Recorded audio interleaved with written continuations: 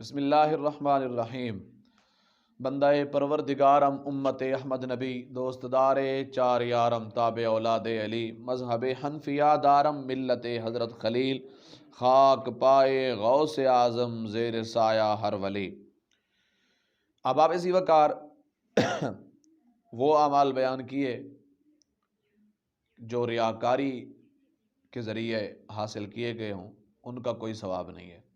اب ذرا ان اعمال کے بارے میں نبی علیہ الصلوۃ والسلام کا ایک فرمان عالی شان ہے کہ ایک شخص نے نبی علیہ الصلوۃ والسلام کی بارگاہ میں آ کر عرض کی، یا رسول اللہ صلی اللہ علیہ وسلم، میں جب کوئی نیک عمل کرتا ہوں تو اس کو چھپانے کی بارہا کوشش کرتا ہوں، لیکن مجھے سمجھ نہیں آتی، جتنا میں لوگوں سے چھپاتا ہوں یہ چاہتا ہوں کہ مجھ میں اور میرے مالک کے درمیان یہ راز رہ جائے۔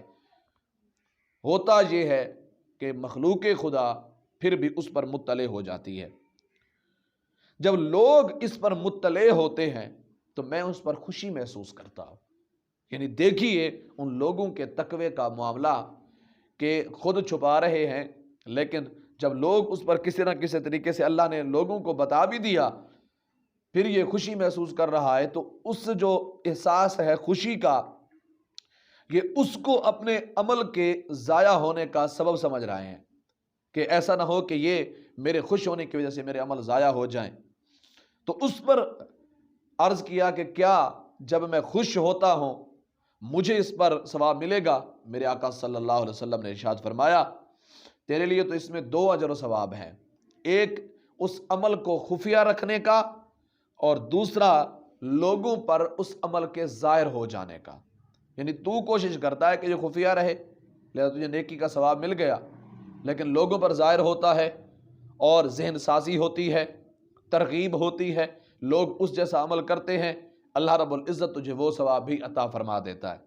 مالک کائنات نے کتنا کرم کیا ہوا ہے، اور قرآن پاک کے اندر قرآن پاک نے بھی اس کو بیان کیا، فرمایا وَإِن تَكُ حَسَنَةً يُضَاعِفْهَا وَيُؤْتِ مِن لَّدُنْهُ أَجْرًا عَظِيمًا۔ اگر کوئی نیکی دل سے کرتا ہے، زبان سے کرتا ہے تو وہ لوگوں کو بتائے گا، جو دل سے کرتا ہے وہ نظریہ جو آقا علیہ السلام نے فرمایا تھا کہ ایک ہاتھ سے 2 دوسرے کو پتہ بھی نہ چلے، اس نظریے کو لوگوں تک جو ہے نا لوگوں میں رائج کرنے کی کوشش کرتا ہے۔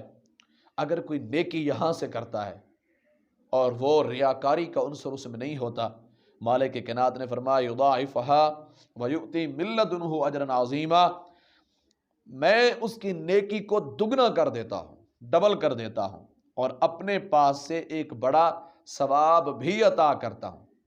من جاء بالحسنۃ فلہ عشر امثالها، اللہ رب العزت ارشاد فرماتا ہے جو نیکی کرتا ہے صرف میری رضا کے لیے، تو پھر ہوتا یہ ہے کہ میں اس کو ایک کے بدلے اس جیسی 10 نیکیوں کا ثواب عطا کرتا ہوں۔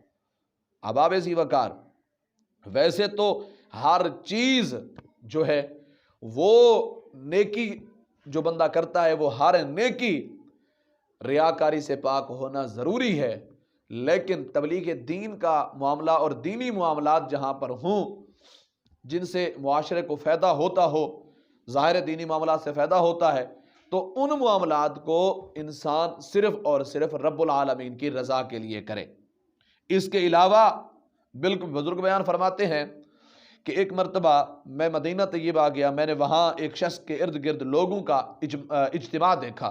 میں نے ان سے پوچھا کہ یہ کون ہیں جو لوگوں کی توجہ کا مرکز بنے ہوئے ہیں؟